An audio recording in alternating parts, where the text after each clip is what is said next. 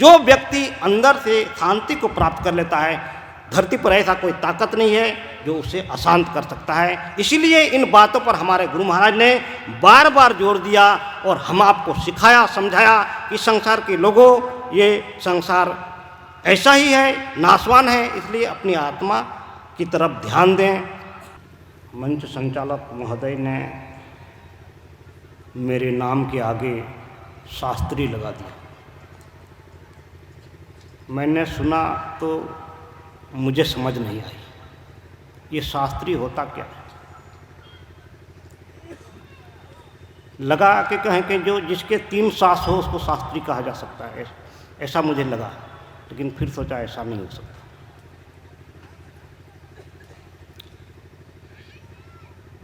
शास्त्री का अर्थ होता है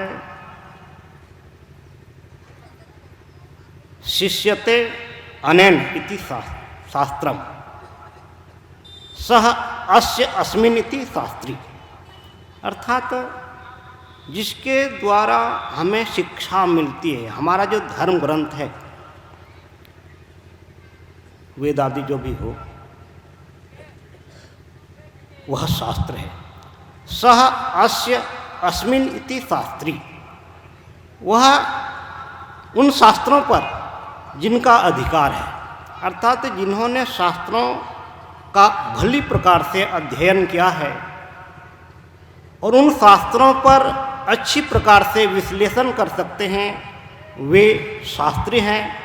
दूसरे अर्थों में अगर हम इस बात को समझें तो जिनकी वाणी ही शास्त्र है,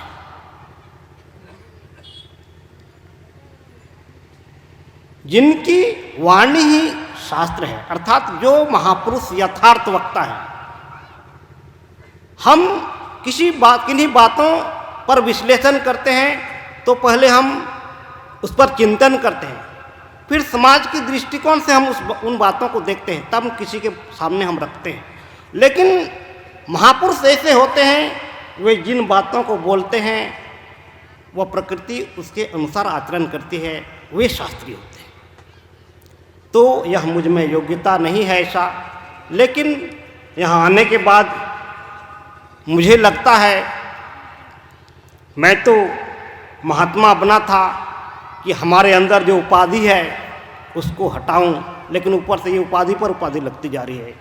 अफसोस की बात है। अभी आप सुन रहे थे गुरु महाराज की वाणी, जीवो परम पिता निज चिन्हो कहते संतन हितकारी।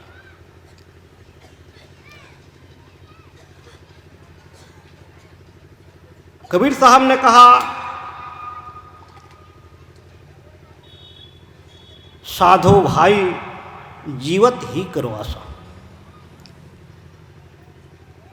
कबीर साहब कहते हैं जीते जी आशा करो। तो आशा किससे करें आप?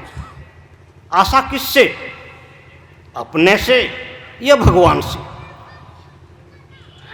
आशा आप करें किससे?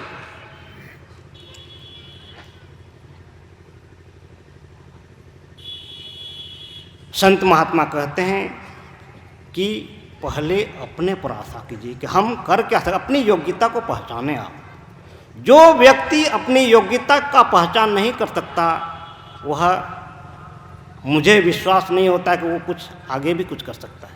जिसको अपने अधिकार का पहचान नहीं हो, वो अपने अधिकार का सही उपयोग नहीं कर सकता। इसीलिए हमारे देश में ऐसे बहुत सारे महापुरुष आए और अभी भी हैं, वे शिक्षा पर बहुत जोर देते हैं कि अपने बाल बच्चे को अच्छी शिक्षा दीजिए।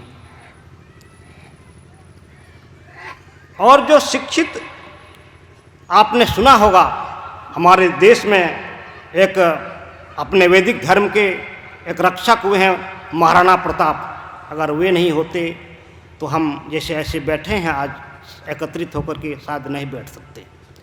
तो उनका एक घोड़ा था चेतक, ऐसा शिक्षित घोड़ा था। आप लोगों ने उनके बारे में सुना होगा उस घोड़े के संबंध में। तो ऐसी शिक्षा मिली थी इस घोड़े को। उन्होंने रणभूमि से महाराणा प्रताप को ऐसा निकाला कि उनके एक टांग कट चुकी थी, फिर भी रणभूमि से उनको सुरक्षित निकाला।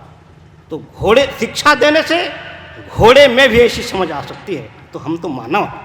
इसलिए शिक्षा की बड़ी आवश्यकता है। इसीलिए हमारा शास्त्र कहता है शिष्यते अनेन इति शास्त्रम, जिससे हमें शिक्षा मिलती है। वास्तव में वह शास्त्र है, लेकिन हम अपने शास्त्रों की तरफ अवलोकन करके नहीं देखते। इसलिए हम जो बैठे हैं, आप सोचेंगे हम ऊपर बैठे हैं तो हम बड़े ज्ञानी हैं, या हम, तो बात ऐसी नहीं है। हम महात्मा अर्थात हम परिवार से अलग रहने वाले लोग हैं, और हमें शास्त्रों को अध्ययन करने का ज़्यादा अवसर मिलता है। और आपको परिवार में उलझ के रहते हैं, आपको समय मिलता नहीं है। इसीलिए हमें ज़्यादा समय मिलता है तो हमने ज़्यादा अध्ययन किया है, और हमें ज़्यादा मेहनत करना पड़ता है। और हम जो अभी बोल रहे हैं, हमने कई वर्षों तक अध्ययन किया, तब हम आपको कुछ कह पा रहे हैं। इसलिए आपको सरलता से मिलता है, मुझे मुश्किल से मिलता है। आप देखेंगे जैसे हम क्या कहते हैं उसको, घी निकालते हैं, निकालने वाले कितने मेहनत करते हैं, और हम खरीद के लाते हैं तो 100 रुपया दिए और जो भी 100-200 ग्राम ले आए। उसी प्रकार से हमें बहुत मेहनत करना पड़ता है। तो हम सुन रहे थे, गुरु महाराज कह रहे थे कि जीवो परम पिता ने चिन्हो कहते संतन हितकारी। सज्जनों, संत महात्मा कहते हैं कि हमारा जो जीवन है, हमें जो मानव तन मिला है, हमें उस परमात्मा को प्राप्त करने के लिए ही मिला है, और इस शरीर का दूसरा कोई लक्ष्य नहीं है। हमारे धर्मशास्त्रों को संतों ने, ऋषियों ने, महात्माओं ने 2 भागों में विभाजित किया, जिसे हम वेद कहते हैं। वेद को 2 भागों में विभाजित किया, एक उत्तर मीमांसा, दूसरा पूर्व मीमांसा। 1 लाख ऋचाओं में से 80,000 ऋचाओं को उन्होंने कर्मकांड में रख दिया, और 20,000 जो ऋचाएँ हैं उसको ज्ञान कांड और उपासना कांड के दायरे में रखा। तो ये जो कर्मकांड है,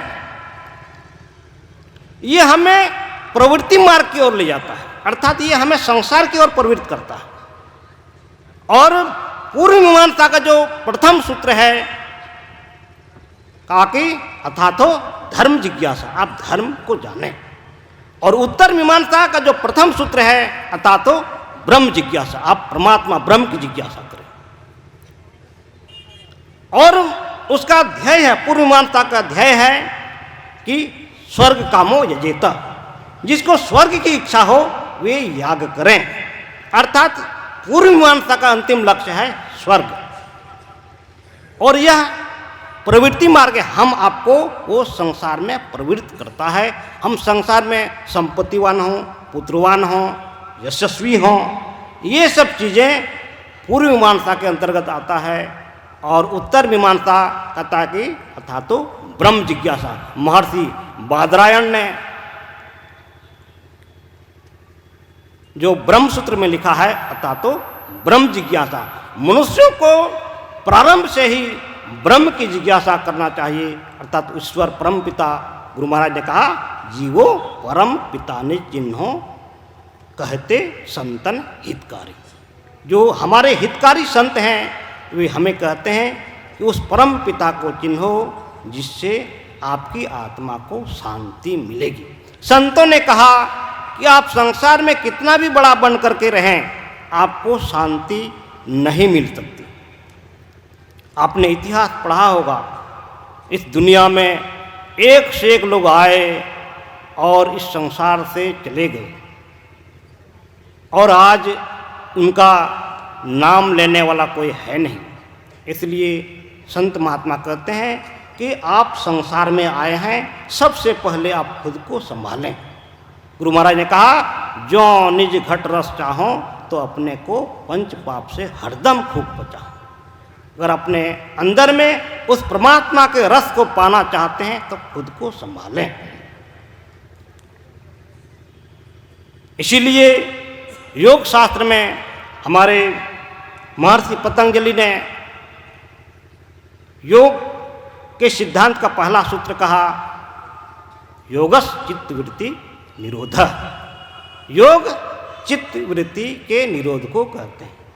तो चित्तवृत्ति के निरोध से होता क्या है?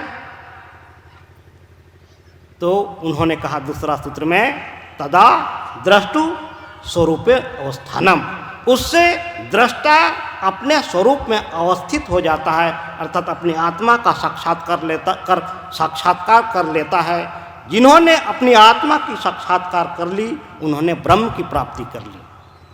हमारे गुरु महाराज ने कहा, लखत कैसे, लखत पूरन चंद जी जुड़ावई रे, से मुझे याद नहीं है, कहा कि आपका कलेजा ठंडा हो जाएगा, आप परमात्मा को प्राप्त कर लेंगे, अपनी आत्मा का साक्षात्कार कर लेंगे, तो आपको संसार की ऐसी कोई शक्ति नहीं है जो आपको अशांत कर सकती है। जो व्यक्ति अंदर से शांति को प्राप्त कर लेता है, धरती पर ऐसा कोई ताकत नहीं है जो उसे अशांत कर सकता है। इसीलिए इन बातों पर हमारे गुरु महाराज ने बार बार जोर दिया और हम आपको सिखाया, समझाया कि संसार के लोगों, ये संसार ऐसा ही है, नाशवान है, इसलिए अपनी आत्मा की तरफ ध्यान दें। गीता में भगवान ने कहा कि संसार, ये कहता है कि ऊर्ध्वमूल मध्य शाखा मस्वस्थम प्राहुर्व्ययम, यह संसार का वृक्ष उल्टा है, इसका जड़ ऊपर है और शाखा नीचे है। गुरु महाराज ने कहा जगत विटप की रीति, यह संसार की उल्टी रीति है। इसलिए गुरु महाराज ने अपनी आत्मा की तरफ ज़्यादा जोर देने को कहा। तो मैं इतना ही कहकर अपनी वाणी को विराम देता हूँ। और भी बहुत सारे महात्मा हैं। बोलिए श्री सद्गुरु महाराज की।